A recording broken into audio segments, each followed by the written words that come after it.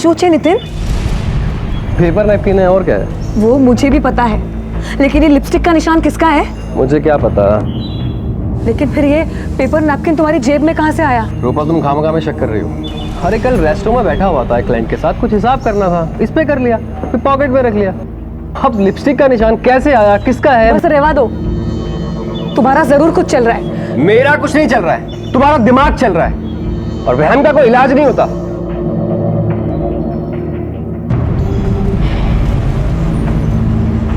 ये देखिए, दूसरी दिखाएंगे ना भैया।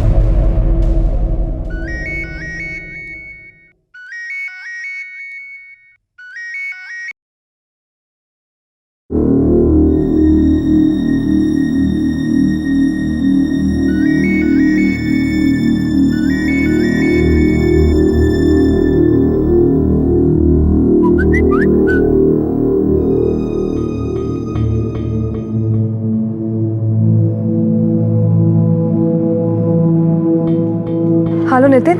ये क्या नाटक है रूपल? हाँ, पहले खुद ही शक करती हो, फिर ना खाने की धमकी। अरे तुम जानती हो ना, इन दिनों भूखा रहना बच्चे के लिए अच्छा नहीं है। तो फिर तुम फोन क्यों नहीं उठा रहे थे? अरे कस्टमर के साथ था, अब यकीन नहीं आता, फोन दूं क्या? बस बस बाबा, और सुनाने की जरूरत नहीं है। वो मैंने सॉरी बोलने के लिए फोन किया था।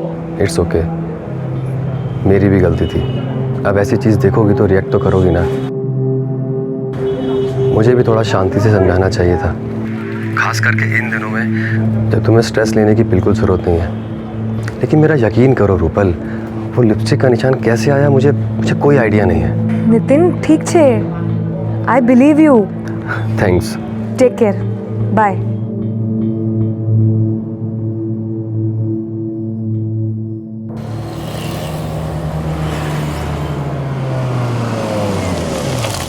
रूपल तुम यहीं पर बैठो, मैं भी शांति भाई से पेमेंट लेकर आता हूँ। ठीक।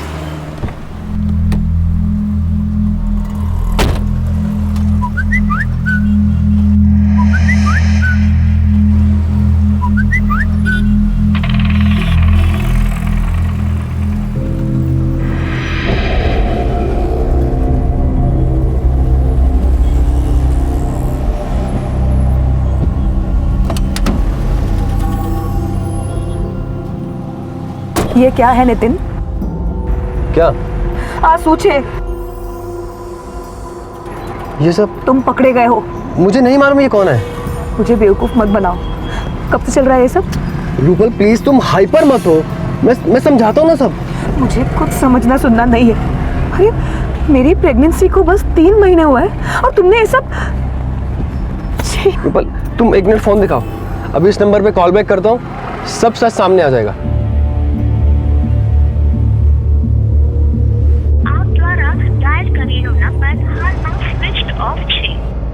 देखो रूपल। नितिन ये नाटक बंद करो, मुझे और बेवकूफ बनाना बंद करो। रूपल मैं अपने बच्चे की कसम खा के। रहवा दो नितिन, बच्चे की झूठी कसम खाने की जरूरत नहीं है। देखो रूपल तुम घर चलो। तुम खामखा में ओवररिएक्ट कर रही हो। नितिन तुम घर चलो।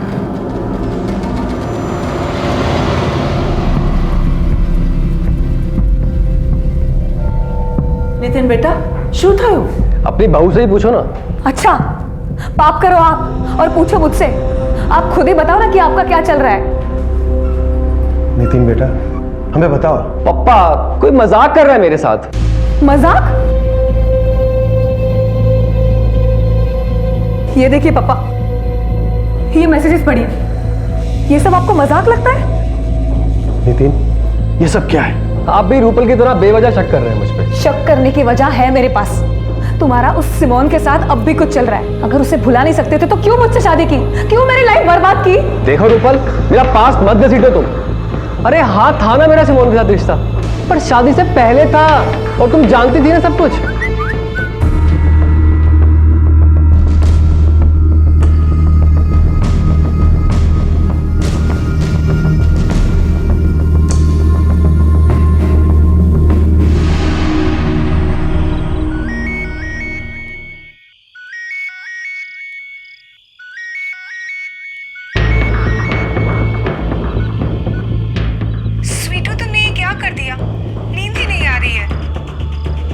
नींद नहीं आ रही है तो जहर खा ले। क्यों हमारी शादीशुदा जिंदगी में जहर?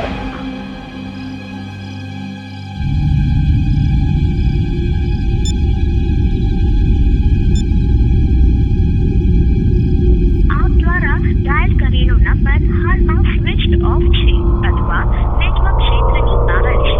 કૃપા કરી થોડા સમય બાદ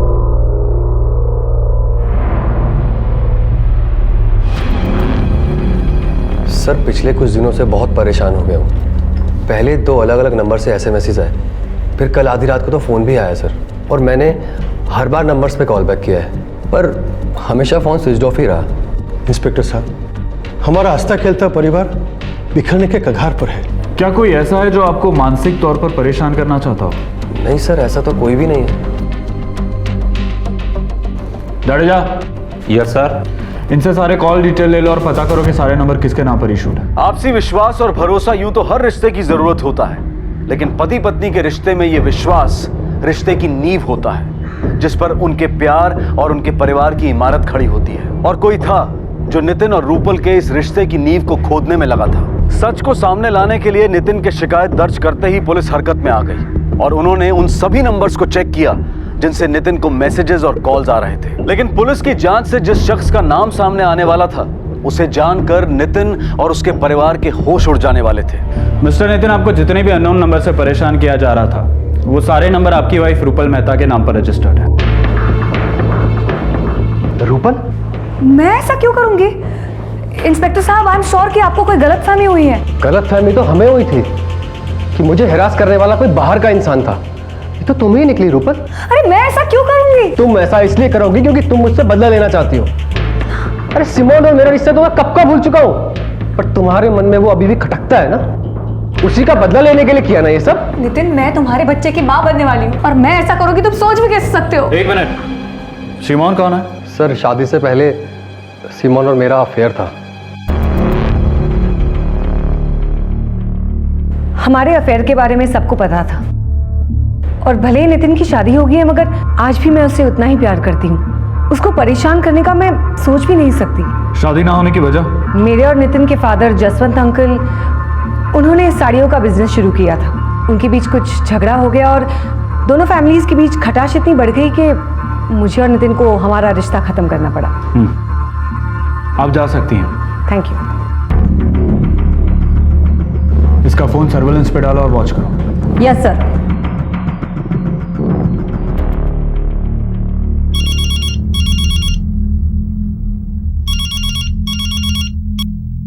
हेलो. हेलो जी, नमस्ते. नमस्ते. कल रात सूरत चलना था. भाई साहब की पार्टी है फार्म हाउस पर. क्या रेट है आपका एक नाइट का? कौन बोल रहा है? नाम क्या है तुम्हारा? अजी, नाम में क्या रखा है? नाम की बात करो ना. Just shut up.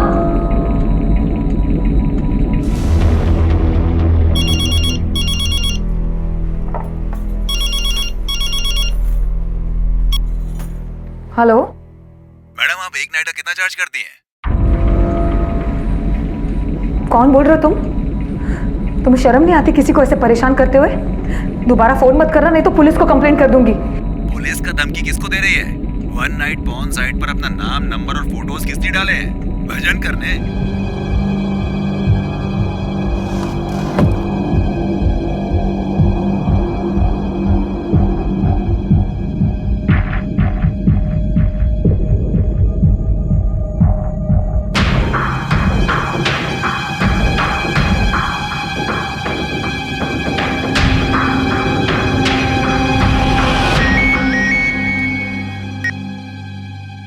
हाँ रूपल,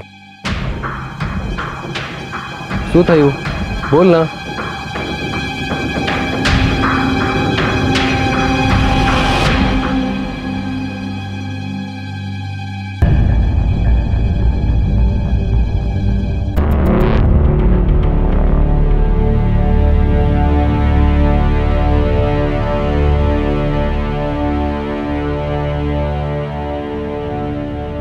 सर, अगर ये बात मेरे पति और परिवार को पता चल गई तो मैं उनको क्या जवाब दूंगी सर? देखिए, आप चिंता मत कीजिए. जब तक आप घर पहुंचेंगी ये साइट ब्लॉक हो चुकी होगी. सर, लेकिन सवाल ये है कि ये सब किया किसने? आई मीन, आपको किसी पर शक है? I really don't know sir कि इन सब के पीछे कौन है। पहले मेरे पति को मैसेजेस और कॉल्स करके कोई लड़की परेशान कर रही थी, फिर जब उनको परेशान करना बंद कर दिया तो सर मेरे साथ ये सब होने लगा। सर मुझे समझ में नहीं आ रहा है कि ये सब कौन कर रहा है और क्यों कर रहा है।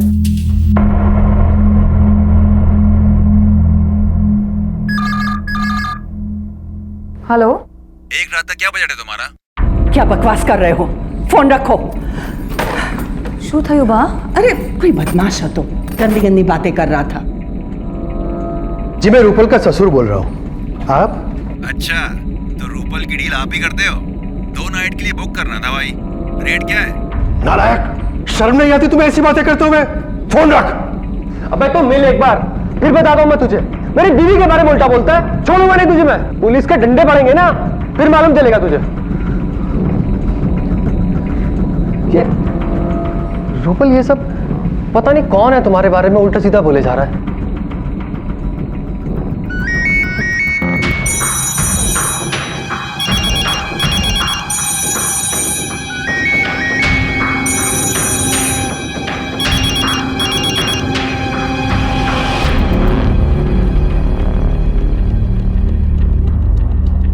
पिछली बार किसी ने रूपल जी के फोटोज के साथ साथ उनका कॉन्टैक्ट नंबर अपलोड किया था पॉर्न साइट पर, जो साइट हम ब्लॉक करवा चुके हैं। लेकिन फिर से किसी ने इनके कॉन्टैक्ट नंबर के साथ साथ आप सभी के कॉन्टैक्ट नंबर्स भी अपलोड किए हैं। हमें तो समझ ही नहीं आ रहा है कि ये सब कौन और क्यों कर रहा है। सर इसके बारे में अगर किसी को पता लगा तो छीना मुश्किल हो जाएगा सर।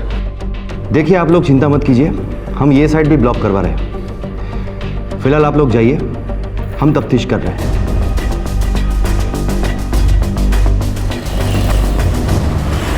सर वो 2 मोबाइल सेट जिससे रूपल के पिक्चर्स अपलोड किए गए थे, वो शहर के 2 अलग अलग हिस्सों में से लावारिस बरामद हुए हैं और उसके साथ सिम कार्ड भी मिले हुए हैं सर। पता करो वो दोनों सिम कार्ड किसके नंबर पर रजिस्टर्ड है। Yes sir.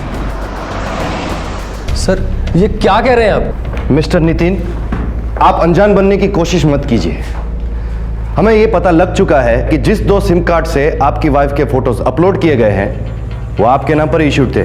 मेरा यकीन मानिए सर, इसमें मेरा कोई हाथ नहीं है। हाँ, जब मुझे मालूम चला कि जिन नंबर से मुझे हैरेस किया जा रहा था वो मेरी वाइफ के नाम से इशू हुए, तब थोड़ा बहुत टेंशन था हमारे बीच में। पर सर वो मेरे होने वाले बच्चे की माँ है, मैं कैसे कर सकता हूँ उनके साथ में ऐसा कुछ? मैं बिल्कुल सच बोल रहा हूँ सर, प्लीज सर मेरा यकीन करिए सर। ठीक है, अभी के लिए आप जा सकते हैं, लेकिन शहर से बाहर मत जाइएगा। ठीक, थैंक यू सर। सर कहीं ऐसा तो नहीं कि ये पति पत्नी एक दूसरे को परेशान करने के लिए ये सब कर रहे हो? शायद रूपल को नितिन के अफेयर का पता चल गया हो और इसलिए वो उसे हैरेस कर रही हो और उसका बदला लेने के लिए नितिन उसे परेशान कर रहा हो सकता है। पता करो कि इस केस में जो भी सिम कार्ड इस्तेमाल किए गए हैं वो कहां से खरीदे गए हैं। शायद वहीं से हमें खरीदने वाले की पहचान का पता चल जाए।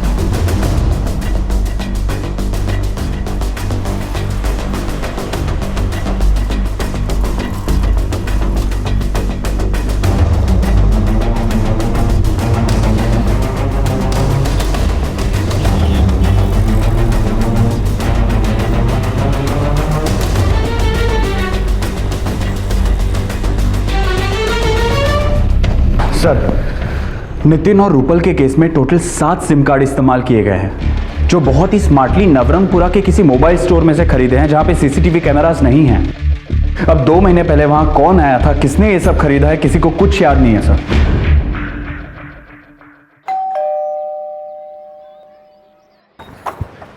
जी तमे कौन?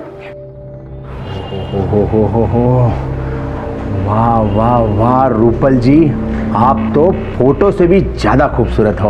वैसे मैं बंटी हूँ मैडम, मैं कब से आपका नंबर ट्राई कर रहा हूँ मगर आपका नंबर ही बंद आ रहा है। चलो कोई बात नहीं, मैंने बहुत अच्छी अच्छी पार्टियों से बात करके रखी है और आज रात का बुकिंग भी मिल रहा है। आप टेंशन मत लो, आपका कोई भी रेट हो मैं पार्टी को कैसे भी पटा लूँगा, बस मेरा 30% कमीशन रहेगा।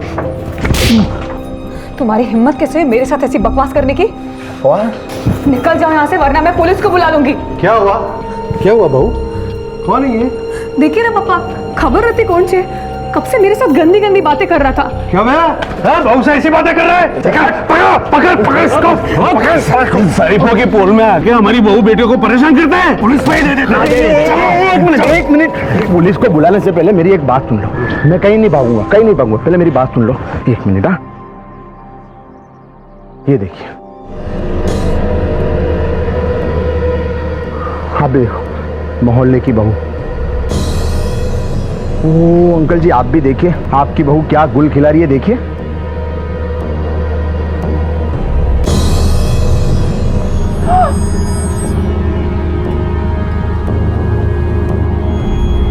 मोहल्ले वाले, ओ ये देखिए दीदी, आप भी देखिए।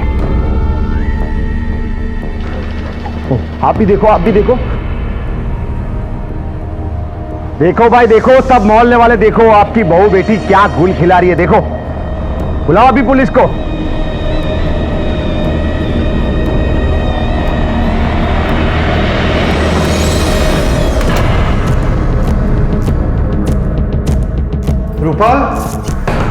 रूपल बेटा, दरवाजा खोलो। रूपल बेटा।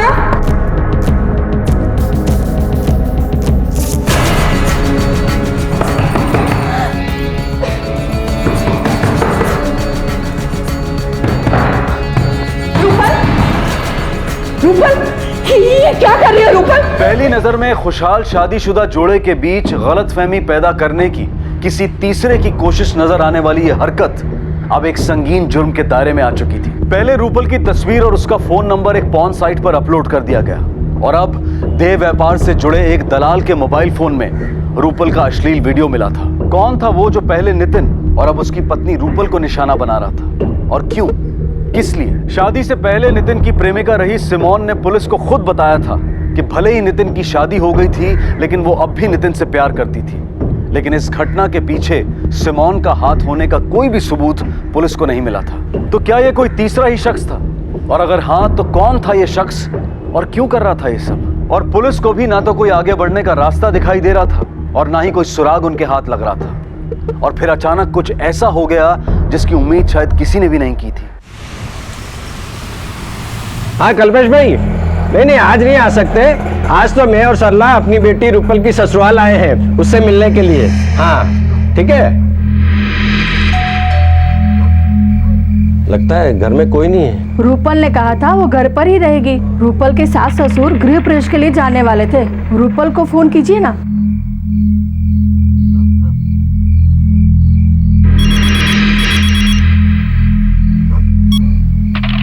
फोन नहीं उठा रही, मैं लैंडलाइन पर ट्राई करता हूँ। हाँ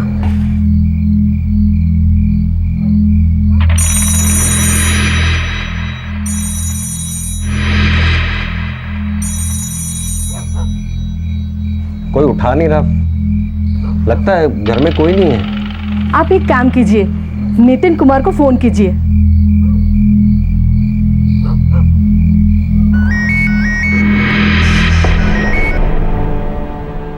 पापा, जय श्री कृष्णा। जय श्री कृष्ण नितिन कुमार, कहाँ हो आप लोग? हम लोग आपके घर के बाहर ही खड़े हैं। जी मम्मी पापा तो पड़ोस वाले घर में गृह प्रवेश के फंक्शन में गए होंगे, पर रूपल तो घर पे ही होगी ना, आप उसका फोन ट्राई कीजिए।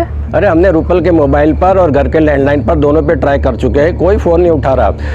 हो सकता है रूपल भी समधी जी के साथ गृह प्रवेश पर गई हो। हाँ हो सकता है। वैसे पापा मैं 15 मिनट में घर पहुंच जाऊंगा, आप वहीं रुकिए ना, मैं आता हूँ अभी।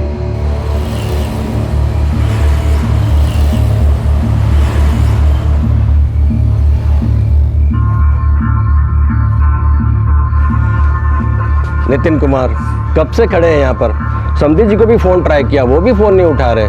कमाल है, फोन नहीं उठा रहे। चलिए आप अंदर तो चलिए कम से कम।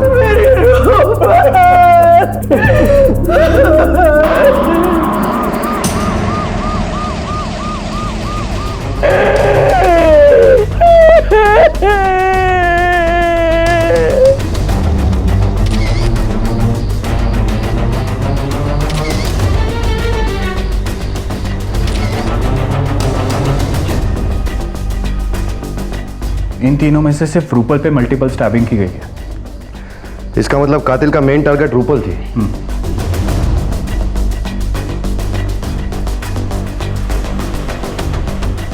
लगता है कातिल के साथ इनकी थोड़ी हाथापाई भी हुई थी।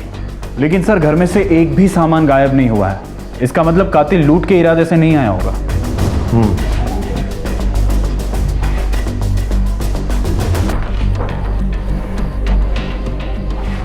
एक काम करो, यहां पर मौजूद हर एक चीज की फॉरेंसिक जांच करवाओ और तीनों विक्टिम्स के साथ साथ घर की लैंडलाइन की कॉल डिटेल्स निकलवाओ और पता करो जिस वक्त ये कत्ल हुए उस वक्त के करीब यहां पर इन लोगों को मिलने के लिए कौन कौन आया था।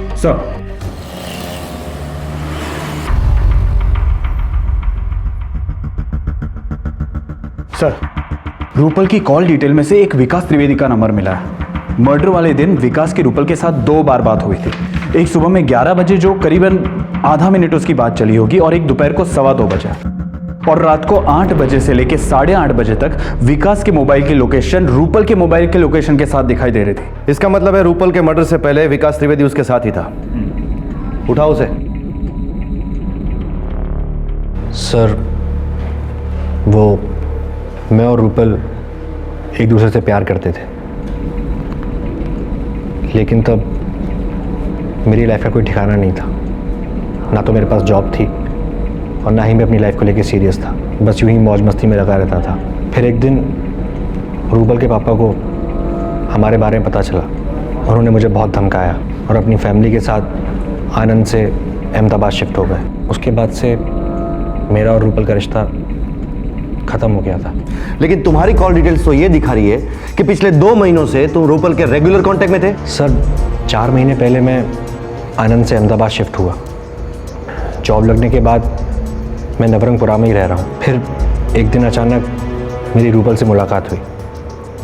हमने नंबर एक्सचेंज किए और फिर हम अक्सर फ़ोन पे बात किया करते थे। और जिस दिन रूपल का मर्डर हुआ रात को 8 बजे से लेकर 8:30 बजे तक तुम दोनों की फोन लोकेशंस भी एक ही दिखा रही है। इसका मतलब तुम रूपल के साथ थे। क्यों? सर जिस दिन रूपल का मर्डर हुआ मैंने उसे कॉल किया था। उसने ये बोल के फ़ोन काट दिया कि वो थोड़ी देर बाद मुझे कॉल करेगी। वो काफ़ी अपसेट लग रही थी सर। जब काफ़ी देर तक उसका कॉल नहीं आया तो मैंने उसे कॉल किया। रूपल क्या हुआ? तुम ठीक तो हो ना? विकास क्या हुआ रूपल? तुम रो क्यों रही हो? मेरे साथ क्या हो रहा है खुद समझ में नहीं आ रहा है विकास। क्या बात क्या है मुझे बताओगी प्लीज? मैं ऐसे फोन पे बात नहीं कर पाऊंगी विकास। ठीक है रूपल एक काम करते हैं, हम मिलते हैं। बताओ कहाँ मिल सकती हो तुम आज ही मेरे घर आ जाओ शाम को 8 बजे। रूपल तुम्हें क्या लगता है तुम्हारे इस हरासमेंट के पीछे किसका हाथ होगा? पता नहीं विकास, मुझे कुछ पता नहीं है, मगर मैं इतनी ज्यादा ह्यूमिलिएट हो चुकी हूँ कि किसी को भी चेहरा दिखाने में मुझे शर्म आती है। अच्छा होता अगर मैं उसी दिन मर जाती। देखो रूपल, मैं जानता हूँ कि इस वक्त तुम किस पेन से गुजर रही हो, लेकिन जो कुछ भी हुआ उसमें तुम्हारी गलती नहीं है। देखो अभी तुम अपना और अपने होने वाले बच्चे का ध्यान रखो और तुम्हें तो भगवान का थैंक्स बोलना चाहिए जो तुम्हें इतनी अच्छी सपोर्टिव फैमिली मिली है जो इस वक्त भी तुम्हारे साथ खड़ी है। उसके बाद मैं वहाँ से चला गया था। ठीक है, जब तक ये केस सॉल्व नहीं होता तुम शहर से बाहर नहीं जा सकते। जाओ। इसका मोबाइल सर्वेलेंस में डालो। और वो सिमोन की रिपोर्ट निकालने के लिए कहा था, क्या हुआ? सर हमने पता करवाया है। कत्ल के दिन शाम को 6 बजे से लेकर 11 बजे तक सिमोन रमणीक भाई के घर पे थी। सर ये वही घर है जहाँ पे पूरी पोड़ गृह प्रवेश के फंक्शन के लिए जमा हुई थी। नितिन के माता पिता मीना और जसवंत भी वहाँ पे गए हुए थे, लेकिन जसवंत भाई के ब्लड प्रेशर की वजह से उनको घर पे जल्दी आना पड़ा। सर जसवंत, मीना और रूपल के पोस्टमार्टम रिपोर्ट के हिसाब से उनकी हत्या शाम को 8 बजे से लेकर 9 बजे के बीच में एक तेज धारदार हथियार से हुई है। सर स्पॉट पे से हमें एक ग्लास मिला था जिस पर विकास के फिंगरप्रिंट्स के निशान है और इसके अलावा कोई भी अननोन आदमी के फिंगरप्रिंट्स के निशान हमें वहां से नहीं मिले। परमार, इस केस में हमारे 2 बड़े सस्पेक्ट थे, विकास और सिमोन। अगर विकास ने यह कत्ल किया होता तो वो इतना तो बेवकूफ नहीं है कि अपने फिंगरप्रिंट्स और फोन की लोकेशन नितिन के घर पे छोड़ दे। अब बची कौन? सिमोन। तो सिमोन तो सब पोड़ वालों के साथ उस दिन वास्तु पूजन वाले घर में थी तो वो भी नहीं हो सकती। तो अब बचता है नितिन। लेकिन सर नितिन ऐसा क्यों करेगा? हो सकता है कि उसे विकास और रूपल के अफेयर के बारे में पता चल गया हो और जेलसी की वजह से उसने रूपल का मर्डर कर दिया। लेकिन सर कोई भी इंसान अपने माँ बाप की हत्या क्यों करेगा? यही बात तो समझ में नहीं आ रही है परमार। मुझे नितिन की मर्डर के दिन की सारी डिटेल चाहिए। वो कहां गया था, किससे मिला था, कहां रुका, सब चाहिए मुझे।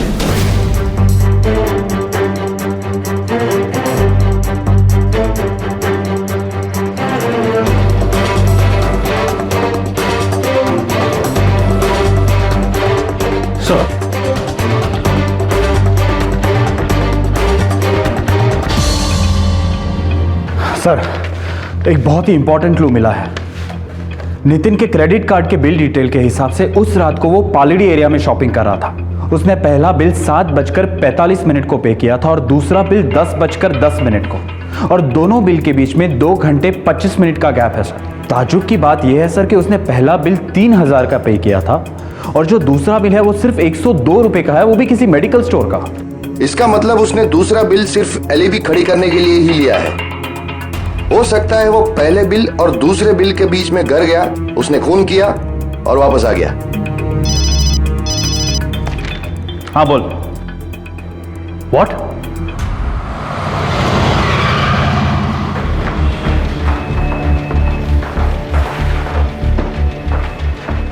नितिन मेहता की हालत कैसी है? जख्म काफी गहरा है, बहुत बुरी तरह से हमला हुआ है।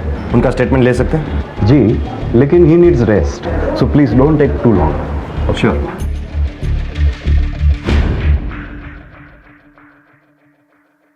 नितिन, तुम पर हमला किसने किया? विकास ने। उसने मुझे फ़ोन किया था और कहा कि वो मुझसे अकेले में मिलना चाहता है। मेरा स्टाफ 9:30 बजे के बाद आता है, इसलिए मैंने उसे शॉप पर 9 बजे बुलाया। बोलो क्या बात करनी थी तुम्हें?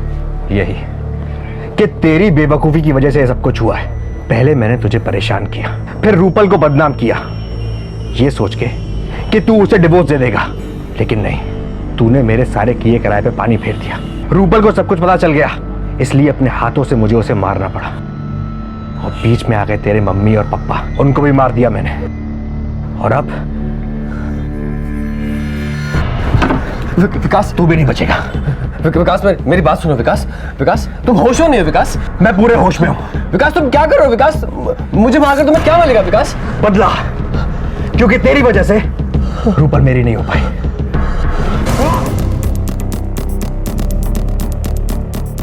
विकास को लेकर आओ।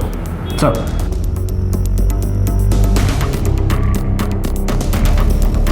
सर नितिन झूठ बोल रहा है, मैंने उसे मारने की कोशिश नहीं की थी। तो फिर तुम उसकी दुकान पर क्यों गए थे? सर उसने मुझे बुलाया था। लेकिन नितिन को तो कल तुमने फोन किया था। हाँ सर, लेकिन पहले उसने मुझे मिस्ड कॉल दिया था। हेलो विकास। हाँ जी, कौन? मैं नितिन बोल रहा हूँ, रूपल का हस्बैंड। मैं तुमसे मिलना चाहता हूँ, कुछ काम है, अकेले में। ठीक है, आप बताओ कहाँ मिलना है? कल सुबह मेरी शॉप पर 9 बजे। ठीक है, मैं आ जाऊँगा। 9 बजे मैं उसकी शॉप पे पहुँच गया था। हेलो, कैसे हो? जिंदा हूँ और चाहता हूँ जैसे तूने रूपल की जान ले ली वैसी मुझे भी मार लो। ये क्या बकवास कर रहे हो? मैंने रूपल को नहीं मारा है। झूठ बोल रहा है साले। हाँ, रूपल से बदला लेने के लिए तूने मेरे माँ बाप के साथ साथ मेरे होने वाले बच्चे को भी खत्म कर दिया। तूने मुझे को छोड़ दिया, मुझे भी मार डालना। पागल हो गए हो क्या? मैंने किसी को नहीं मारा है, तुम होश में तो हो ना?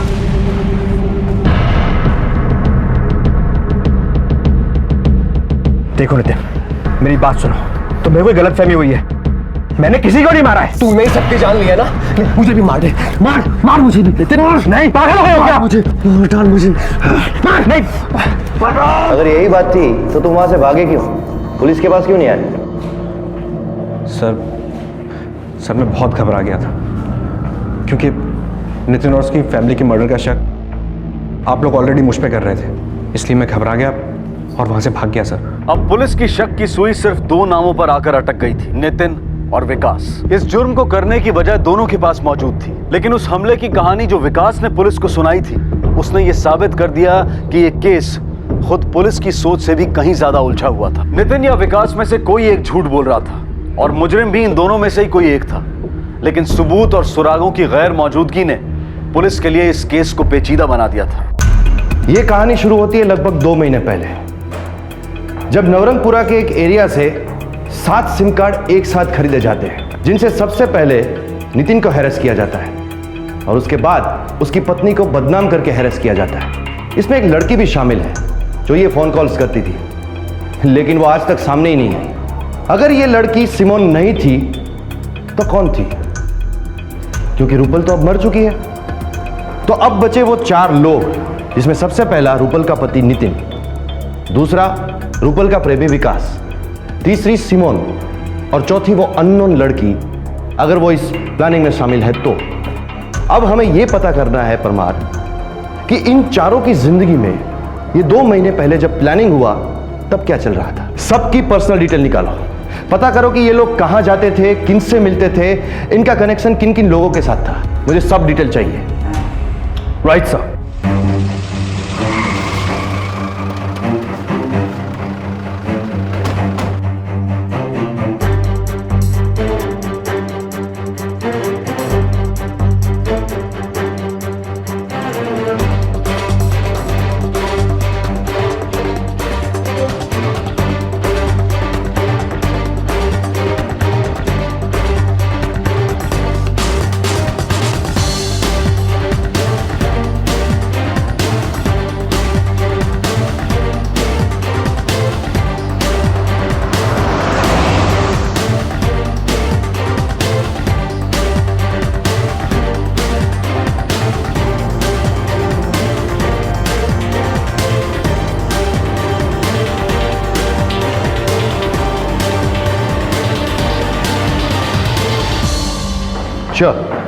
ओके सर, नितिन के क्रेडिट कार्ड बिल डिटेल में से एक बात सामने आई है।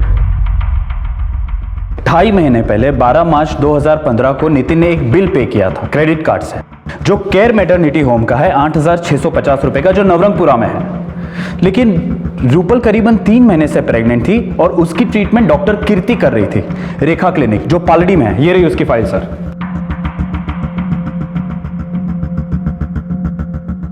चलो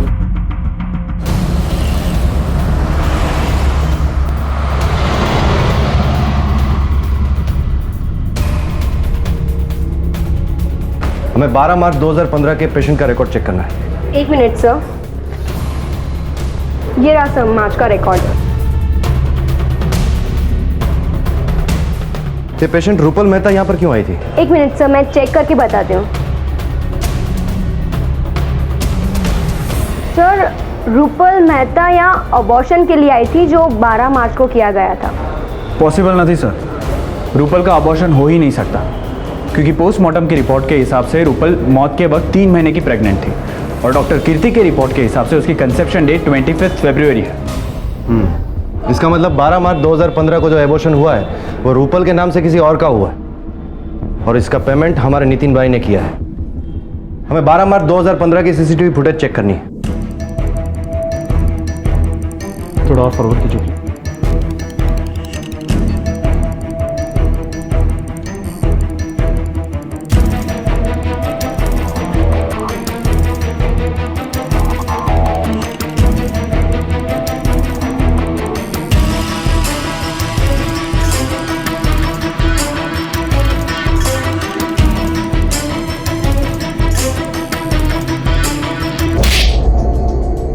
देख, तेरी मासूका सिमोन सब बयान कर चुकी है। जो भी है सच सच बता, क्यों तुमने अपने परिवार को इतनी बेदर्दी से मौत के घाट उतार दिया?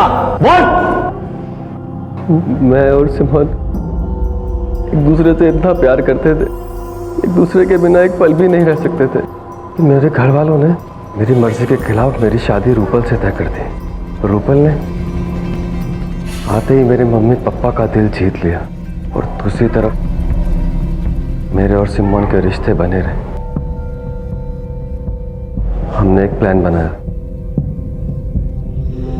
कि हम रूपल को इतना परेशान कर देंगे जो बदनामी से तंग आकर खुद ही सुसाइड कर ले, जिसके लिए हमने नवरंगपुरा से मेरे और रूपल के आईडी से नई सिम खरीदे।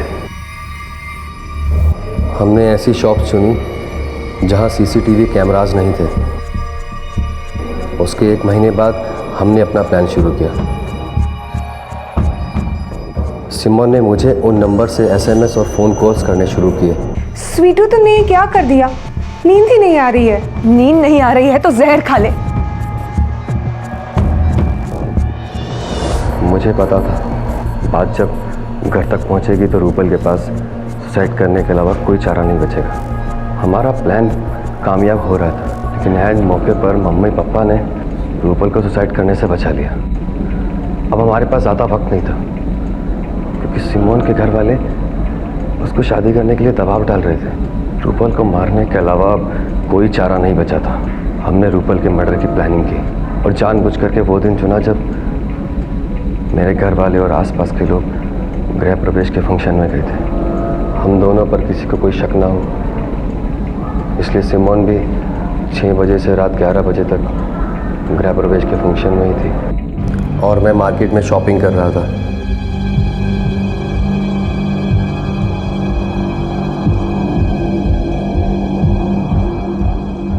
फिर मैंने अपना सामान और मोबाइल वहीं अपनी गाड़ी में छोड़ दिया ताकि मेरी लोकेशन मार्केट की ही दिखे। उसके बाद मैंने एक ऑटो लिया और घर पहुंचा। घर की चाबियां मेरे पास भी रहती थी, उनसे मैं घर में घुसा।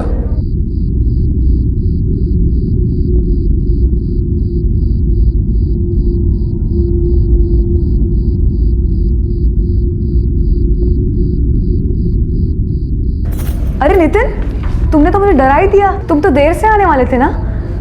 और ये पीछे क्या छुपाया है? मेरे लिए कुछ लाए हो? दिखाओ ना, दिखाओ। और इसके बाद जब तुम्हें विकास और रूपल के अफेयर के बारे में पता चला तो तुमने सारे मर्डर्स विकास के ऊपर डालने चाहे ताकि वो जेल चला जाए और ये केस बंद हो जाए। हाँ, इसलिए मैंने विकास को मिस कॉल दी। मैंने पहले से ही कैंची ऐसी जगह रखी थी कि विकास उसे आसानी से उठा सके, और वही हुआ। मैं जैसे ही कैंची उठाने के लिए आगे बढ़ा, विकास ने कैंची को पहले से उठा लिया। मैंने उसके हाथों से खुद को घायल किया, पर अफसोस ये हो न सका। लेके जाओ इसे।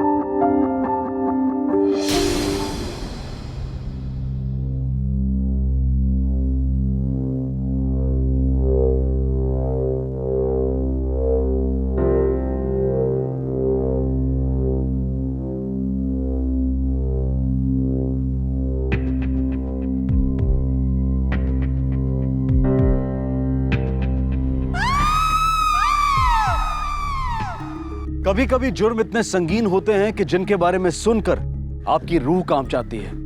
कोई ऐसा कैसे कर सकता है? ये सवाल आपको सताए रखता है।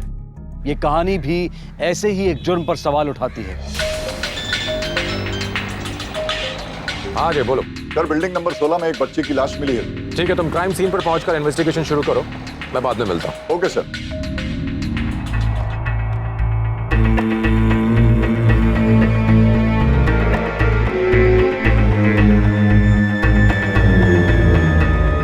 पिछली बार इस इलाके के एक नाले में 5 साल की बच्ची की लाश पाई गई थी, जिसका हत्या से पहले शोषण किया गया था। लेकिन इस बार मामला और भी गंभीर था। पुलिस कर्मचारियों पर एक सवाल उठ रहा था कि जो अपने ही घर की रखवाली नहीं कर सकते, वो दूसरों की रखवाली कैसे करेंगे। पुलिस के लिए इस सवाल से बढ़कर दूसरे कई सवालों के जवाब ढूंढना जरूरी था। आखिर 2 मासूम बच्चियों की बड़ी बेरहमी से हत्या कर दी गई थी। सर, बॉडी को पोस्टमार्टम के लिए भेज दिया है, लेकिन पैटर्न वही पिछले महीने वाली लाश जैसा लगता है सर। पिछले 1 महीने में दूसरी बॉडी।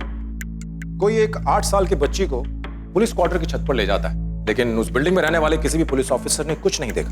इसका मतलब ये हुआ कि जिसने भी ये जुर्म किया है वो उस बिल्डिंग में रहने वाले लोगों से वाकिफ था, यानी कि उसका वहां पर रोज का आना जाना था। या फिर सर वो बिल्डिंग में ही रहने वालों में से कोई एक है।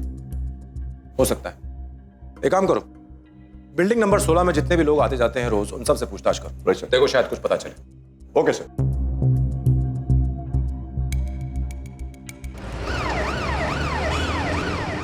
जिस बच्ची के साथ ये हुआ, याद करो, कभी उसे देखा उस बिल्डिंग में, कंपाउंड में? नहीं देखा। साहब ने आपको बुलाया है। जिस बच्ची के साथ ये हुआ, याद करो, उसे तुमने कहाँ देखा? बिल्डिंग में, कंपाउंड में या कहीं और? नहीं सर, मैंने कहीं नहीं देखी।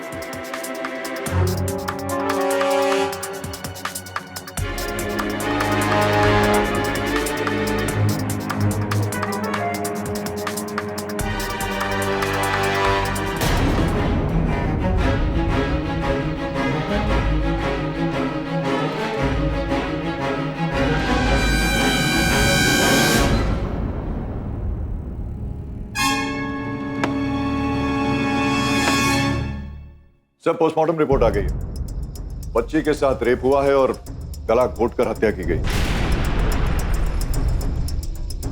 रूही की लाश पर किसी और शख्स का डीएनए पाया गया। एक काम करो, बच्ची के माँ बाप को इन्फॉर्म कर दो। Okay sir. और उनसे कहो कि वो बॉडी ले जा सकते हैं।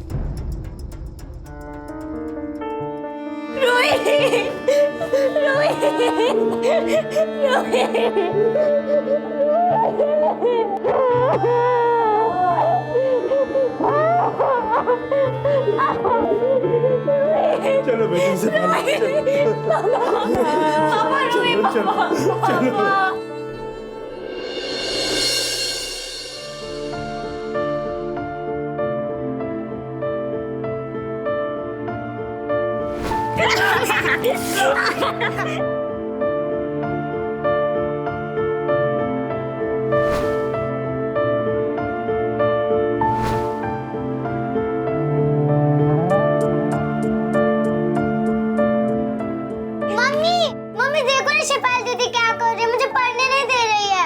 रूही, शेफाली, काय चाललंय दोघांचं तुम्ही? और शेफाली, तुम इतनी बड़ी हो गई फिर भी तुम्हें अक्ल नहीं है ना? कितना मस्ती करती रहती हो। रूही, रूही।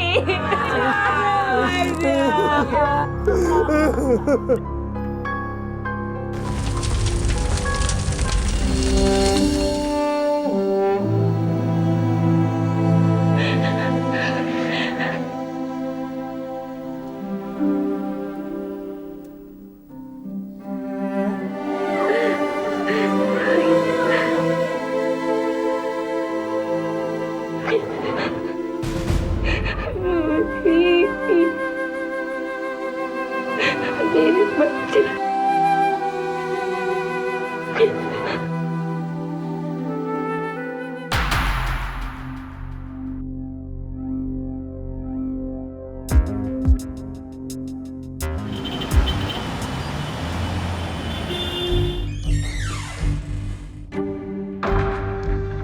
सर, रूही शर्मा की फैमिली आई है, वो आपसे बात करना चाहती है।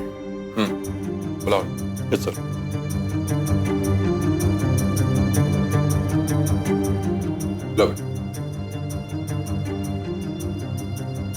बोलो बेटा, बोलो।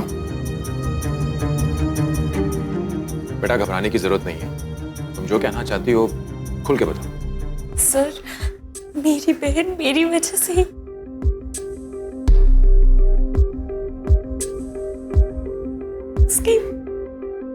उसकी मौत की वजह मैं हूं।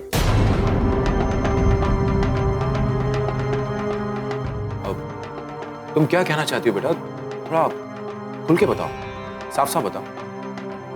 बोलो बेटा, बोलो। सर, मैं कृषि नाम की लड़की को जानती हूँ। वो मोहल्ले की हर लड़की को छेड़ता है। मेरे पीछे भी पड़ गया था।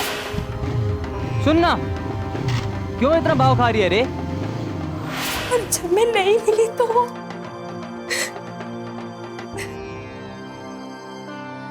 देखो बेटा, घबराओ मत। तुम जो कुछ कहना चाहती हो मुझे साफ साफ बताओ और पूरी बात बताओ। अगर तुम पूरी बात नहीं बताओगी तो मैं तुम्हारी कोई मदद नहीं कर पाऊंगा। वो रोज मेरा पीछा करता था, मुझे तंग करता था।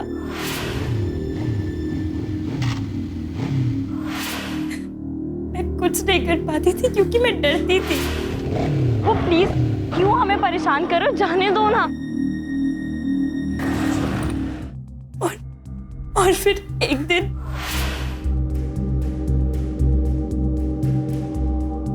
मुझे नहीं चाहिए। आप ले लो, आपके लिए लेके आया मुझे नहीं। हूँ। तो चॉकलेट खाओगे आप? नहीं, मुझे कुछ नहीं चाहिए। तो लॉलीपॉप ले लो। नहीं चाहिए मुझे। ले लो नहीं ले लो चाहिए। आपके लिए। क्योंकि उसके पापा पुलिस में है। अब बताओ उस ऋषि का पूरा नाम क्या था? ऋषि जाधव। क्या नाम बताया? ऋषि जाधव। ऋषि जाधव?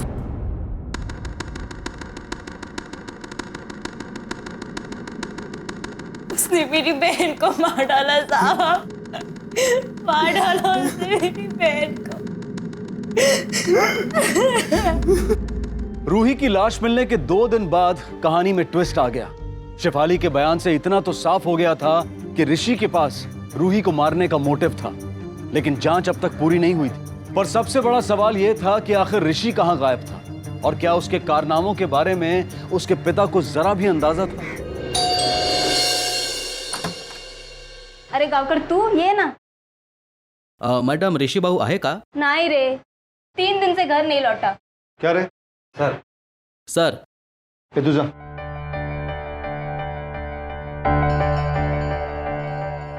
क्या बात है? सर बात यह है, रोहित शर्मा मर्डर केस में पाटिल सर ऋषि से कुछ पूछताछ करना चाहते हैं।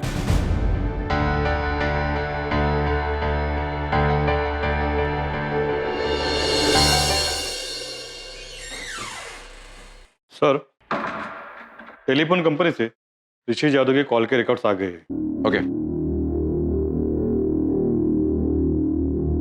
पिछले 2 दिन से इसका फोन बंद आ रहा है और इसका आखिरी नोन लोकेशन अंधेरी ईस्ट दिखा रहा है। और इसने आखिरी 2 कॉल्स एक ही नंबर पे किए। इससे पहले भी उसने कई बार इस नंबर पे कॉल किया है। पता करो कि ये नंबर किसका है। देशमुख ये नंबर लो और इसके कॉल डिटेल्स निकालो। जी सर। पाटिल, जादव बाबू आप ऋषि को तुमने क्वेश्चनिंग के लिए बुलाया, क्या सबूत है उसके खिलाफ? जादव बाबू, ऋषि पिछले 3 दिनों से गायब है और आपने अभी तक उसकी मिसिंग रिपोर्ट तक नहीं लिखाई। तुम ऋषि को इतनी अच्छी तरह से नहीं जानते। 3-4 दिन दोस्तों के घर रहना उसके लिए तो आम बात है। लेकिन हर बार जब वो घर से बाहर रहा है उसके घर की छत के ऊपर लाश भी तो नहीं मिली।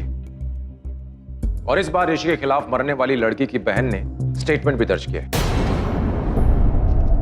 देखो जादव, मैं समझ सकता हूं कि तुम एक इंस्पेक्टर होने के साथ साथ एक पिता भी। और इस केस की तहकीकात के दौरान मैं सिर्फ इतना जानना चाहता हूं कि मेरी मुलाकात एक पिता से होगी या फिर इंस्पेक्टर प्रणव जाधव से।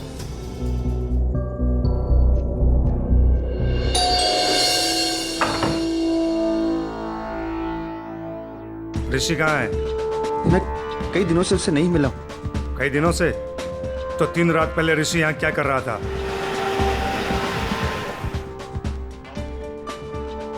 ऋषि के लोकेशन का पता चल गया? ठीक है, मैं भी पहुंचता हूँ। ए गावकर, चल। हम लोग चल, आ चल। कहाँ? चल पुलिस स्टेशन, सब पता चल जाएगा। चल पुलिस स्टेशन। पापा को पता है कि तुम लोग मुझे लेने आए हो? हाँ चल, तुझे पता चल जाएगा। चल। पिछली 3 रातों से कहां थे तुम? फ्रेंड के घर पे था, पढ़ाई कर रहा था। पढ़ाई कर रहे थे या फिर पार्टी कर रहे थे? तुम्हें तो यह भी पता नहीं होगा कि तुम्हारे घर की छत पर रूही की लाश मिली है। उस छोटी सी बच्ची का रेप करके बेरहमी से मर्डर कर दिया गया है। तुम दोनों बहनों का पीछा किया करते थे, उन्हें तंग करते थे। ऐसा कैसे बोल सकते हो सर? मैं लाइक करता था शेफाली को, बस, और कुछ नहीं। मैंने कभी उसके साथ जबरदस्ती करने की कोशिश नहीं की। तुमने रूही को तंग किया था और शेफाली ने तुम्हें थप्पड़ मारा था। गुस्सा तो आया होगा तुम्हें? गुस्सा तो बहुत आया था सर, पर मैंने सोचा जाने दो। लेकिन मैंने कभी जबरदस्ती नहीं की है।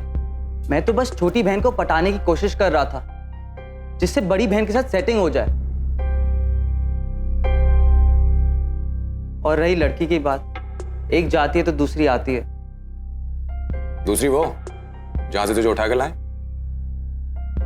ऋषि, अगर तुझे मैं रेप और मर्डर के केस में अंदर कर दूं ना, तो ये सारी हेकड़ी निकल जाएगी तेरी। फिर करते रहना अंदर पार्टी ऑल नाइट। तो कर दो ना अंदर, पर सबूत क्या है?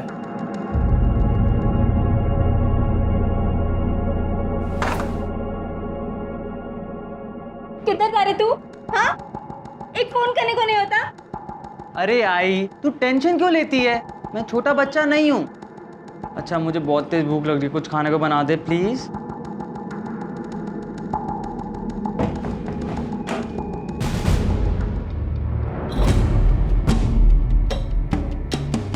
किधर था तू? कहाँ झक मार रहा था? पुलिस स्टेशन में था। आपके अजय साहब ने रोक के रखा था। पता है मुझे, मेरी गलती है जो तुझे इतनी छूट देके रखी है। ये दिन तो देखना ही था। मुझे परवाह नहीं है अजय के सामने तुमने क्या बोला है। देख, जो भी है मुझे सच सच बता दे। बोला तो था मैं फ्रेंड के घर पे हूं। अगर यकीन नहीं आता तो आप आदित्य से कॉल करके बात कर लीजिए। सच बता, उस लड़की के साथ तूने क्या किया है? आपको खुद के बेटे पे यकीन नहीं है?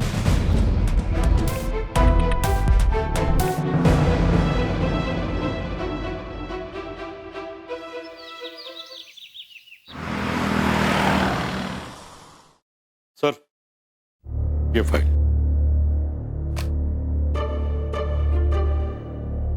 एक काम करो, इन 5 लोगों के अंदर उन 2 लोगों के नाम भी जोड़ दो, ऋषि और आदित्य। इन सब लोगों को डीएनए टेस्ट के लिए बुलवाओ, और अगर कोई आने से मना कर दे तो उन्हें उठा लो। जी सर। इसके अलावा कोई और तो नहीं बचा राउंड अप के लिए? है ना सर, वो रफीक केबल वाला। कत्ल की रात उसे उस बिल्डिंग में देखा गया था। रवि गया उसको उठाने। ठीक।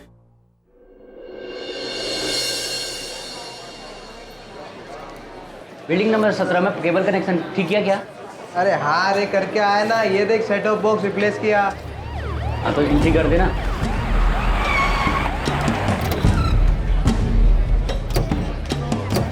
बिल्डिंग नंबर 16 में तुम लोगों में से कौन जाता है? मैं जाता हूँ साहब। और 6 तारीख की शाम को कौन गया था?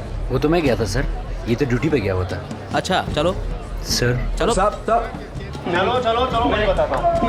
साहब हुआ क्या साहब? क्या किया इसने साहब?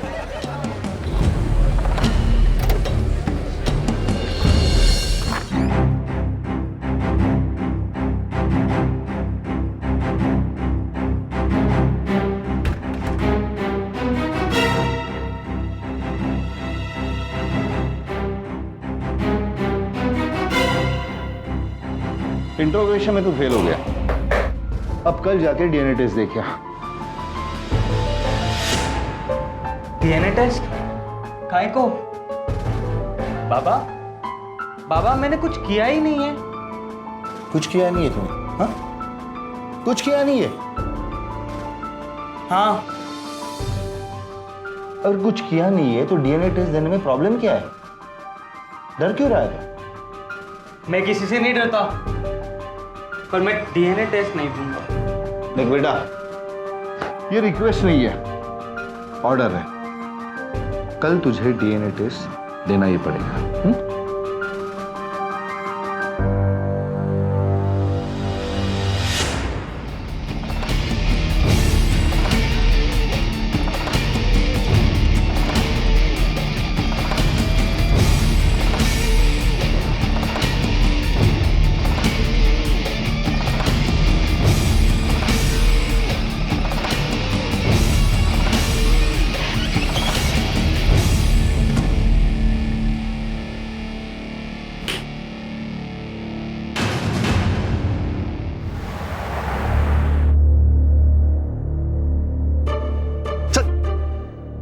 राव, उसको अंदर डाल। तेरे को बोला ना अंदर डाल, घेऊन जा त्याला।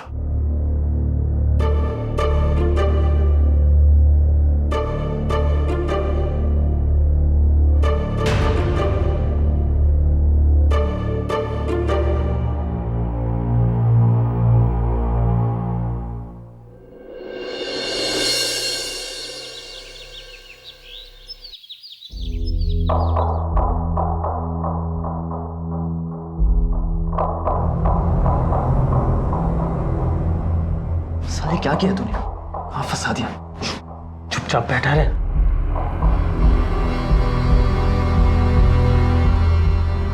नेक्स्ट।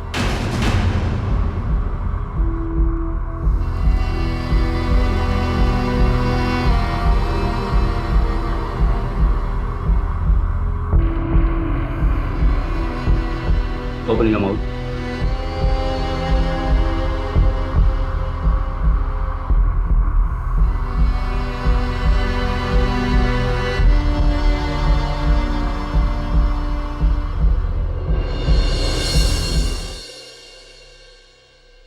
साहब साहब साहब क्या है?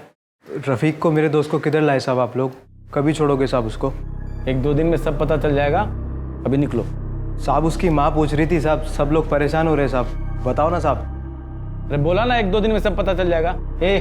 लेके जाए इसको। मैं जा रहा है साहब, बोलो तो साहब, कभी कब सब पता चल जाएगा 1-2 दिन में, चलो।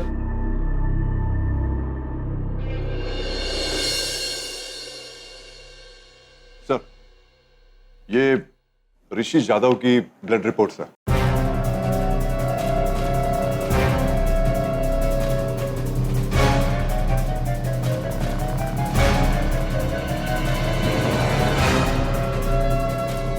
Jadav, come in the cabin, please.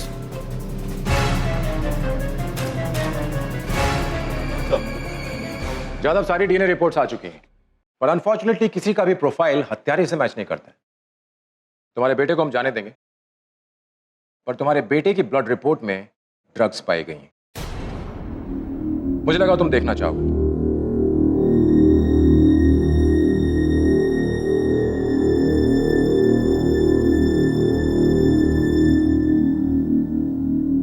अगर हत्यारा इन 8 में से नहीं है तो फिर कौन है? मुझे लगता है हम जरूर कुछ न कुछ मिस कर रहे हैं।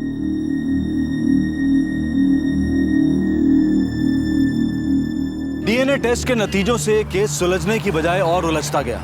सभी सस्पेक्ट्स में से किसी का भी डीएनए लाश पर पाए गए डीएनए से मैच नहीं हो पाया। लेकिन इंस्पेक्टर जादव के सामने ऋषि का एक नया चेहरा आया। ऋषि एक ड्रग एडिक्ट था और शायद इसी वजह से वो टेस्ट नहीं देना चाह रहा था। बहरहाल इस केस को लेकर पुलिस की सारी इन्वेस्टिगेशंस अपनी चरम सीमा पर पहुंच गई थी और कातिल अब भी आजाद था और आगे जो होने वाला था वो पूरे इलाके को झकझोर कर रख देने वाला था।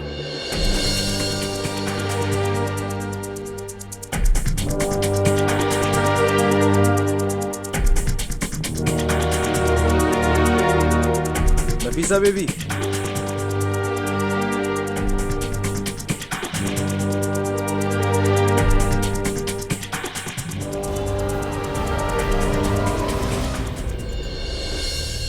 साहब, मेरी बच्ची अभी तक घर नहीं आई है। आप सब जगह ढूंढा, पता नहीं बच्ची कहाँ चलेगी, कुछ पता ही नहीं चल रहा है। नाम क्या बच्ची का? नफीसा अली। नफीसा अली। घरचा पत्ता? 19/100। ठीक आहे, आम्ही तपास करतो, जसं काय भेटेल ना तुम्हाला कळवतो. ओके, या. साहब,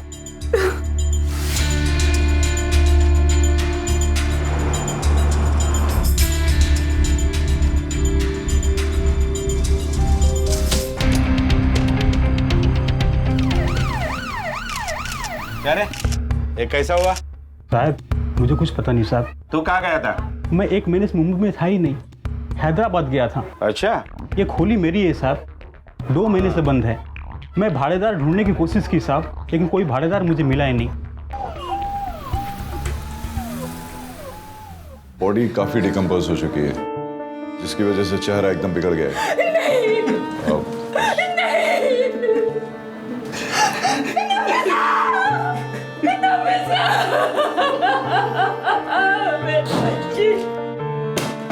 लाश जहां मिली है वहां ऐसा हो ही नहीं सकता कि बच्ची को किसी ने देखा ना हो। तुम एक काम करो, बच्ची का फोटो लो और 4-5 किलोमीटर के रेडियस में सबसे पूछताछ करो, सबसे। Okay sir.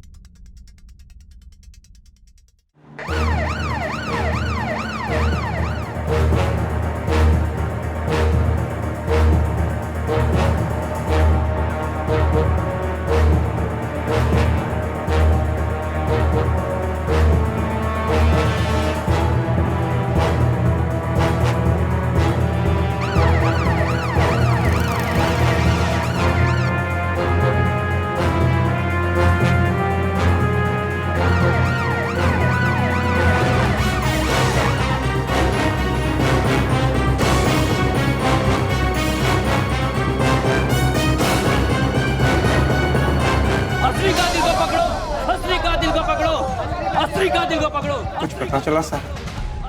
तहकीकात चल रही है। ऐसा कब तक बोलोगे साहब? और कितना इंतजार करें साहिब, और कितना इंतजार करें आप? देखिए हम लोग बहुत जल्द कातिल को पकड़ लेंगे, आप बेफिक्र रहिए। अरे आप लोग शांत रहिए, पुलिस अपना काम कर रही है। अरे इन लोगों को पता है यार असली कातिल कौन है, लेकिन फिर भी छुपा रहे हैं क्योंकि पकड़ तो सकते हैं नहीं। आप किसी की हत्या होती है तो इसका जिम्मेदार आप लोग होंगे। आप लोग होंगे इसके जिम्मेदार। अरे आप लोग शांत रहिए, पुलिस अपना काम कर रही है। अरे क्या काम कर रही है पुलिस? फिर से वही मोडस ऑपरेंडी, फिर से रेप, फिर से गला घोट करके हत्या। सर, हैदराबाद पुलिस ने कंफर्म किया है कि रमजान अली कत्ल के वक्त हैदराबाद में ही था। ये देखिए रिपोर्ट। वो वहां पर 20 दिनों के लिए था ना? जी सर। और कत्ल हुआ, इसका मतलब रमजान अली हत्यारा नहीं हो सकता। अच्छा, उसके दरवाजे पर जो ताला लगा था जिसको हमने तोड़ा, उस पर कुछ फिंगरप्रिंट्स मिले थे, उनका कोई मैच मिला? नहीं सर, हमारे रिकॉर्ड्स में तो ऐसा कुछ भी नहीं मिला। नफीसा की जो ये पोस्टमार्टम रिपोर्ट है इसमें उसका ब्लड ग्रुप है O पॉजिटिव, और उसकी लाश पर जो खून का धब्बे मिले थे उसका ब्लड ग्रुप था AB पॉजिटिव, राइट? और यही नहीं, नफीसा के नाखूनों में जो बाल मिले उसका DNA और खून के धब्बों का DNA सेम है। तीनों लाशें इन 3 जगहों पर पाई गई। इसका मतलब यह हुआ कि हत्यारा इसी इलाके के बीच में कहीं छुपा हुआ है। हत्यारे का ब्लड ग्रुप AB पॉजिटिव है, यह हम सब जानते हैं। अब इस इलाके में कितने लोग होंगे जिनका ब्लड ग्रुप AB पॉजिटिव होगा? उन सब लोगों को राउंड अप करो और उनमें से कातिल को छांटने के लिए उनका DNA टेस्ट करवाओ, सबका। सर, इस तरह से तो 500-600 लोगों के टेस्ट कराने पड़ जाएंगे। करो, मजिस्ट्रेट की परमिशन चाहिए, उसका बंदोबस्त मैं करता हूं। हर घर में जाओ और 15 साल से बड़ी उम्र के हर आदमी का ब्लड टेस्ट करो, हर एक आदमी का। Okay sir. पुलिस के सामने इस वक्त एक असाधारण चुनौती थी। इतनी बड़ी कॉलोनी के सभी पुरुषों का ब्लड टेस्ट करवाना कोई बच्चों का खेल नहीं था। हत्यारे को जल्द से जल्द ढूंढना सबसे ज्यादा महत्वपूर्ण हो गया था, क्योंकि जब तक वो बाहर था इलाके की कोई भी बच्ची उसका चौथा शिकार बन सकती थी। अरे कोई है? अरे ब्लड टेस्ट करना है। आइए डॉक्टर साहब। कोर्ट का ऑर्डर है, ब्लड टेस्ट करना है। जाओ गाड़ी में जाके चेक करके लेके आओ।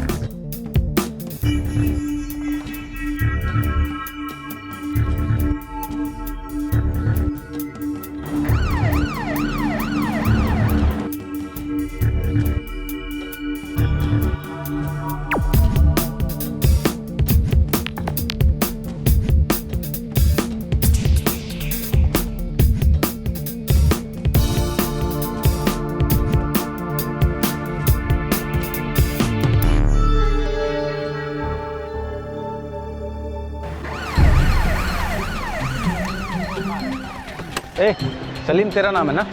चल, बड़े साहब ने बुलाया। चल टेस्ट करना है तुम्हारा। चलो बैठो गाड़ी में। कुछ नहीं, चल चलो। कहाँ पर मैंने किया क्या? चलो बैठो, चलो। अरे कितनी देर से बैठा के लगा है, मुझे तो कंटाल आ रहा है। अरे हाँ रे, मेरे को भी कंटाल आ रहा है। इन लोग का ऐसा ही है, पिछली बार मेरे दोस्त को उठा के लाए थे, इस बार मेरे को उठा लिया। चलो।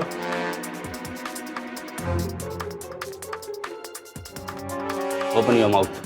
काय को खोलने का है मुंह? अबे खोलना, बोल रहे डॉक्टर साहब, समझ नहीं रहे हो? खोलो। Open your mouth.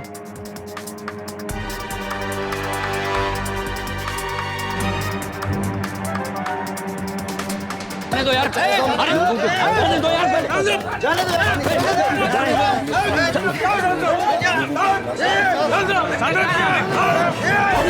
शांत हो जाइए, शांत हो जाइए, शांत हो जाइए, शांत हो जाइए।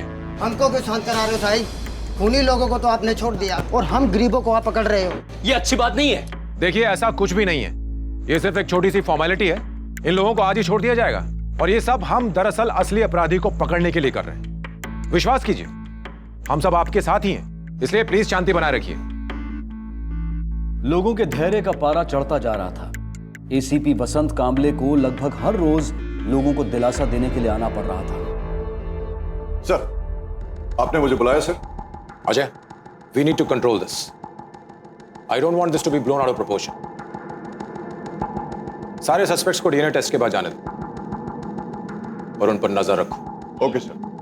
पुलिस पर प्रेशर बढ़ता ही जा रहा था, पर लोगों का भी डरना जायज था। हत्यारा अब भी आजाद था और अगला शिकार कोई भी हो सकता था।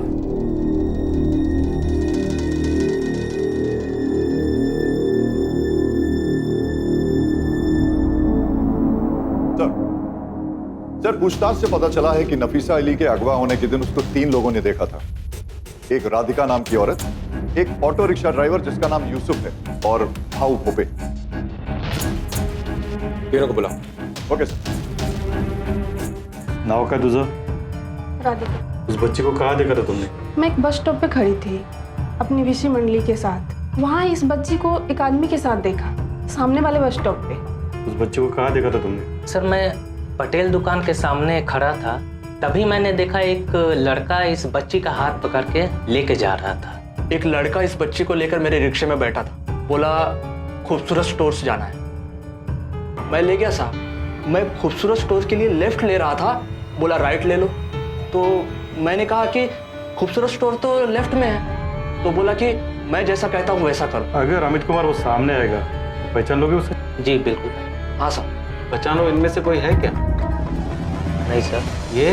नहीं सर।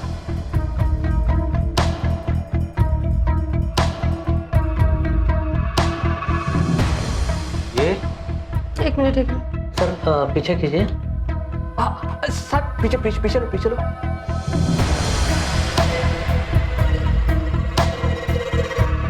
हाँ सर, ये तो वही लड़का है। पक्का यही है? हाँ यही है। ये it's a match. DNA is matching. Yes sir. कातिल का पता चल गया अजय। मुझे ये आदमी आज हर हाल में चाहिए। सर, मैं अपनी एक टीम लेकर निकलता हूं।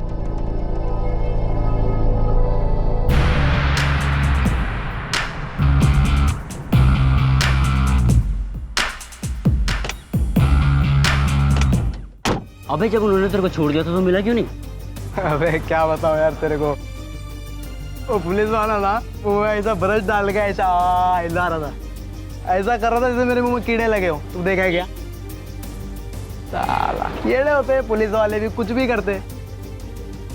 बॉस वो येड़े नहीं, तू येड़ा है। डीएनए टेस्ट कराने लेके गए थे ना? अरे मेरा भी हुआ था रे पिछले महीने, जब मेरे को पकड़ के लेके गए थे ना। वो लड़की मरी थी ना, बच्ची, उसी के कातिल को ढूंढ रहे थे। डीएनए टेस्ट क्या होता है भाई? अच्छा यार मेरे को किसी ने पिछले महीने बताया था कि इससे कातिल का पता लगता है।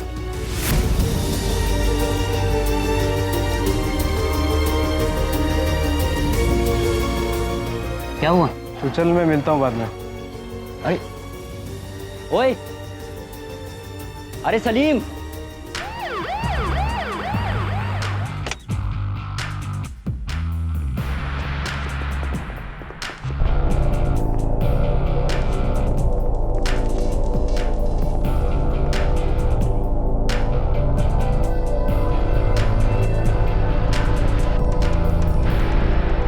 सर सलीम, ए रुक रुक।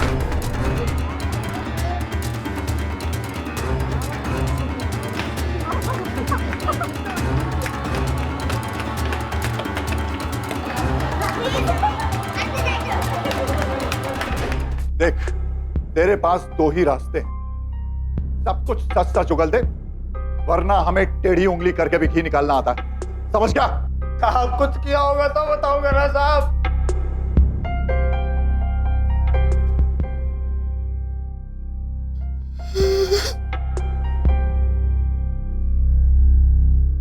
सर, मैंने काफी कोशिश की लेकिन वो मुंह नहीं खोल रहा है।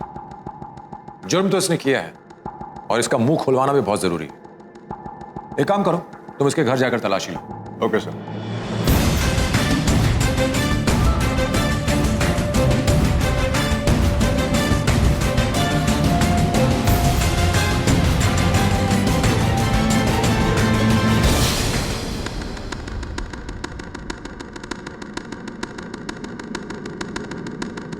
आठ तारीख की शाम को 6 बजे बालवाड़ी से एक 9 साल की बच्ची अगवा होती है। कुछ दिनों के बाद उसकी लाश मिलती है। लाश पर जो डीएनए पाया गया वो तेरा था। इसका मतलब समझता है तू? तुझे तेरी भाषा में समझाऊं? तेरा जो ये ट्रांसमिशन है ना, वो बहुत जल्दी खत्म होने वाला है, हमेशा के लिए। साहब 8 तारीख को मैं अपनी जॉब पे था साहब वो समित का नेट खराब हो गया था, वो रिचार्ज कर रहा था साहब। उसके बाद साहब मैंने कुछ 5-6 लोगों के रिचार्ज कराए और साहब सारे पैसे जाके मैंने अपने सेठ को दिए साहब। चाहिए तो आप मेरे सेठ से पूछ लो साहब। इसका मतलब बाहर ही था ना? हमें वो हथियार मिल चुका है जिससे तूने गला घोटकर हत्या की, उस पर तेरी उंगलियों का निशान है।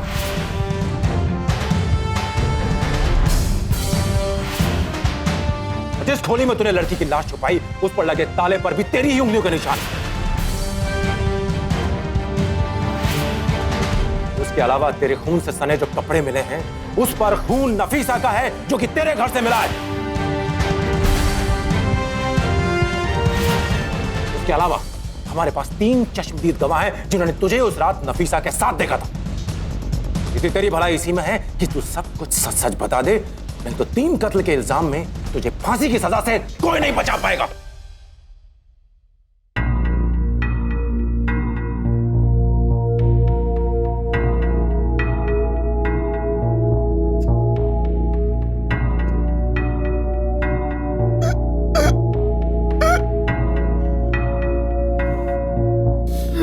हाँ साहब, मैंने किया है साहब, गलती हो गई साहब मेरे से। साहब केबल का काम है ना मेरा साहब, तो भी घर पे आना जाना भी लगा रहता है। लोगों की घरेलू बातें सुनना आम बात थी साहब मेरे लिए।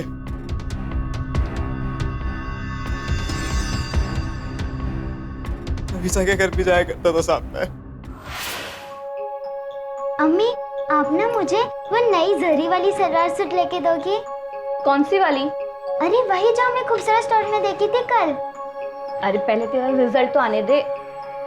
केबल वाले भैया, हुआ कि नहीं आपका अभी तक? जी ये चल गया, आप चेक कर लो।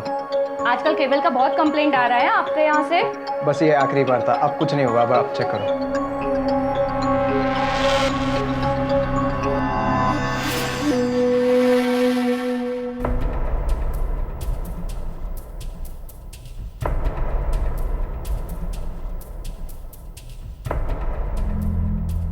नफीसा बेबी, इधर आओ। यहाँ पास में ना एक खूबसूरत स्टोर है, तुम्हें वो जरी वाला सूट चाहिए था ना? हाँ मुझे चाहिए। आओ मैं दिलाता हूँ, आओ। फिर क्या किया तूने? एक दिन साहब मैं उसको रिक्शे में बिठाकर एक खोली में ले गया। सलीम ने पहली 2 लड़कियों के कत्ल का इल्जाम कबूल नहीं किया, शायद इस उम्मीद में कि उसे सजा कम मिलेगी। पहले 2 केसेस में सबूत कम होने की वजह से वो केसेस अभी भी ओपन है। हालांकि सलीम के अरेस्ट के बाद इस इलाके में बच्चियों के शोषण और हत्या की कोई वारदात सामने नहीं आई। मुंबई की एक स्पेशल विमेन कोर्ट ने सलीम को नफीसा अली के मर्डर के लिए आईपीसी की धारा 364 के तहत किडनैपिंग के लिए, धारा 376 सबसेक्शन 2 के तहत बलात्कार के लिए और धारा 302 के तहत हत्या के लिए दोषी पाया है। सलीम को उम्र कैद की सजा सुनाई गई है। कुछ लोग ऐसे होते हैं जो हमारे घर के सदस्य नहीं होते, लेकिन फिर भी उनका हमारे घर में आना जाना लगा रहता है। सलीम एक केबल वाला था जो नफीसा के घर में आता जाता रहता था, पर उस पर कभी किसी ने गौर भी नहीं किया। उसने घर की अंदरूनी बातों को सुनकर उन्हीं बातों को अपने फायदे के लिए इस्तेमाल किया और एक घिनौने अपराध को अंजाम दिया। अपने बच्चों को छूट देना अच्छी बात है, लेकिन इस केस के विविध पात्रों से एक बात साफ है, बच्चों के बारे में खबर रखना, उन्हें सही सीख देना और सचेत रखना अपने बच्चों और घर की सुरक्षा के लिए अनिवार्य है। इसी विचार के साथ मैं अनूप सोनी आपसे विदा लेता हूं। फिर मुलाकात होगी अगले एपिसोड में और खुलासा करेंगे एक और जुर्म का। तब तक अपना और अपने परिवार का ख्याल रखें और देखते रहें क्राइम पेट्रोल डायल 100। सबक एक को सीख हम सबको। जय हिंद। क्राइम पेट्रोल के और भी दिलचस्प कहानी देखने के लिए हमारे चैनल को सब्सक्राइब करें और बेल आइकॉन दबाना न भूलें।